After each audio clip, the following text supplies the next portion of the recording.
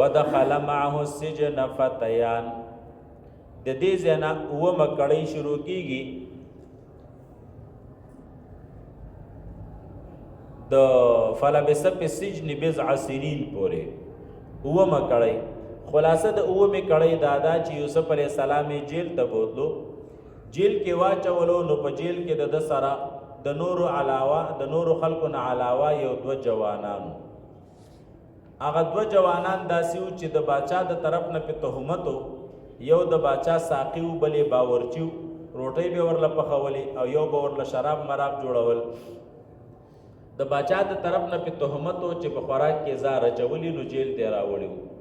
نو دا دواړه ورله راله چې یوسف علیه السلام یې ولیدو چې دا خو ډېر دیندار او صالح سړی دی. نو خواله ورله راله یاره موږ خوب لیدلی دی، که ته راته تعبیر راکړې. وایي څه خوب هم لیدلی دی؟ یو وویلې چې ما خپل ځان په خوب کې ولیدلو چې شراب مې جوړول د انګورو نه او بادشاه ته مې مخې ته راوړل. دی بل وویل ما خوب ولیدو چې ما بادشاه له ډوډۍ پخې کړې او بیا مې چې کله دا ډوډۍ راوړلې بادشاه له، نو مرغان راله او هغه ډوډۍ زما د سر نه څه کړې وتښتولې. دا خوب مونږ لیدلی دی، نو تعبیر راله راکړي. یوسف علیه السلام ورته ویل چې زه تاسو له د خوب تعبیر در کومه، خو د هغې نه مخکې درته یو خبره کوم. ګورې خبره درته دا کوم چې تاسو ته کم خوراک راځي د مشرانو د طرف نه دی جیل ته، نو د راتلو نه مخکې به زه درته دا ویم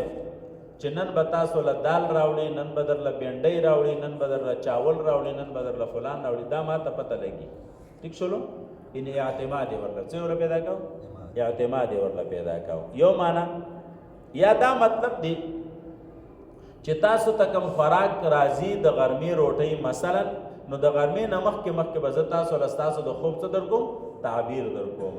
خو دا واورئ چې ګورې دا تعبیر د خوبونو دا ما ته الله دا تعلیم را کړی دی، او الله رب العزت زما رب دی. کفر او شرک ورسره نه کوم او دا نه کوم او د پلار نیکه دین مې اسلام دی وغیره. د هغې نه وروسته یې ورله د خوب تعبیر ورکړو چې دا ساقي چې کوم دی نو دته به رهایي میلاویږي او بیرته به په خپله عهده باندې لګي، او دا بل سړی چې کوم نمبایي دی د بادشاه باورچي دی، نو دې ته به سزای موت میلاویږي. سزای موت به دا وي چې دی به په سولی کوي باچا، او بیا به په سولی باندې وي او مرغان به راځي د ده د سر نه به غوښې مخې هر څه خوري. دغه تعبیر دی. او دا کم تعبیر د خوب چې مې درله درکړو نو بس همدغه شانته به کېږي. بیا یې پکې دی سره خبرې اترې کولې، نو په هغې کې ورسره یو دا خبره وکړله، دا کم چې د باچا ساقي و ده ته یې وویل چې لکه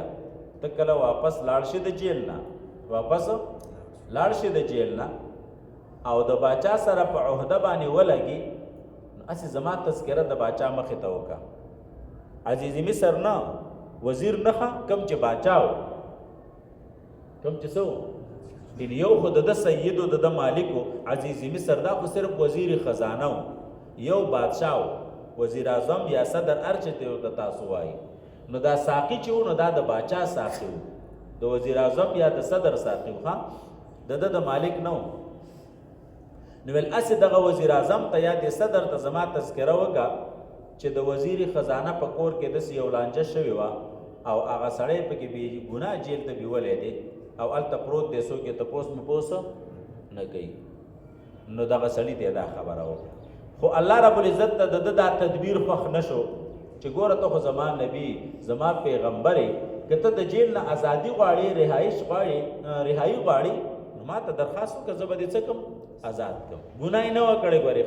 پیغمبر دی، خو چونکې پیغمبران الله ته ډېر محبوبه خلق دی که نه، نو الله په دې ته خفه کېږي چې ته بل چاته ولې وایې چې ما وریاد کړه. خو ما ته ووایې زه به دې وریاد کړم که نه، زه به دې څه کړم؟ وریاد کړم که نه، بلکې د بغیر وریادېدو نه به هم دې زه د جیل نه راوباسم. نو بس ایسته الله رب العزت د هغه سړي نه څه کړه؟ خبره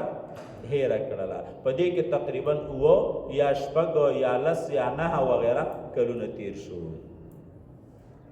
ودخل معه السجن فتيان، داخل شو د یوسف علیہ السلام سره جیل ته فتيان 2 جوانان. قال احدهما یو کس پکې ویل اني اراني بشک زوینه مخبل ځان لرا اعصر خمرا چې زه نچوړو مشراب لرا.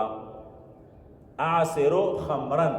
انګور نه چوړوما خمر یې ورته په اعتبار د ما یقول سره ویل ځکه شراب نه چوړيږي کنه چوړيږي نو سره چوړيږي انګور کنه وقال الاخر دی برویل ان ارانی بشک زوین مخبل ځان لرا احمل فوق راسي خبزن چې ما راخستې د سر د پاسه روټو لرا تاكل الطير منه خوراک مرغان دا غینا نبئنا بتاویله تمن ته خبر را ک په تعبیر د دی خوب سره ان نراک بشک من ګنو تعالی من المحسنین دنی کانونا قال دورت الله یاتیکما طعام النبرز تاسو ته دا خوراک ترزقانی چې در کولې چې تاسو ته الا نباتکما مگر زب تاسو ته خبر در کوما بتاویله په تعبیر دغه سره قبل یاتیکما مخکې دراتلو تاسو دواړو نه ذالکما دا مما دا غنه علمنی ربی چې تعلیم را کړی دی ما ته رب زما انی ترکت لانی ترکت زکه چې ما پرخې دی ملت داسې قوم لا یؤمنون بالله چې مان لري په الله باندې او هم بالاخره او د اخرت باندې کفر کوونکی وي واتبعت ملت آبائی ما تابعداری کړی د ملت د پلارانو زما چې ابراهیم علیه السلام دی اسحاق علیه السلام او یعقوب علیه السلام دی ما کان لنا جایز ندی زمونږ د پاره حق نشته زمونږ ان نشرک بالله چې مونږ شرک کو په الله باندې من شي څه شي لرا الله سره څه شي شریک جوړ کو ذالک من فضل الله علینا دا د فضل د الله دی په مونږ باندې او علی الناس په خلق باندې ولکن اکثر الناس لیکن اکثر د خلکو نه لا شکر شکر نو باسي یا صاحب السجن ای ملګرو د جیل ارباب متفرقون دعوت ولور کوي توحید طرف ته ارباب متفرقون خیرنا آیا ډیر خدایان متفرقون چې دا مختلف وي څوک غټي څوک واړی څوک درمیاني او دارنګ څوک د غټي نه جوړي څوک د خټي نه جوړي خیرون دا بهتر دی ام الله یا الله رب العزت یو ذات دی القهار او ډیر غالب دی ما تعبدون تاسو عبادت نه کوي من دونه ما سوا د الله نه الا اسماء مگر صرف د نومونو لا معانی لها چې اسم معنا او حقیقت نه لري سمیتموها انتم چې خیر تاسو دی لرا و آبا انتم تاسو آباؤکم پلاران استاسو ما انزل الله بها ندی نازل کړ الله په دې سره من سلطان کم دلیل ان الحكم الا لله ندی حکم مگر د الله د پاره دی امر الله امر کړ الله تعبدو چې تاسو عبادت او بندګی نه کوي الا ایاه مگر د الله بکوي ذالک الدین القیم دا دین دی مستقیم قیم کلک دین دی ثابت دین دی ولكن اکثر الناس لیکن اکثر د خلقنا لا يعلمون نه پويږي یا صاحب السجن ملګرو د جیل اما احدهما تعبیر د خوب ورلور کوي هر چیو پتا سو کې دي فيسقي ربه خمرا نو دی بخړو به خپل مالک لرا په شراب باندې و اما الاخر دا بل چې دي فيسلبون دا په سولای کولې شي فتا کول تر من راسه نو فراق بکې مرغان د سر ددنا او زیل امر الذي فيه تستفتيان فیصله شوی دی هغه کار چې د کم مبارک تاسو تپوس کړی دی وقال الذي ویل هغه سړی ته ظن چې د ګمانو انه ناجم منهما چې د اخلاصي دن کې دی د دوانو نه اذكرني یاد کمال را عند ربک مخک د مالک ستا د خپل مالک مخه ته زما تذکرہ وکا او زما تفصیلات ورته ذکر کا فانساه الشیطان ذکر ربه نو هیر کړو دنه شیطان ذکر یوسف عند ربه یادول د یوسف علی السلام د خپل مالک خواتا استدغه سنینه شیطان دا خبره هیر کړلا فلبس بالسجن نو تیر کړه په دې جیل کې بضع سنین څو کلونه 3 و 5 وغیرہ قولونه پکې شته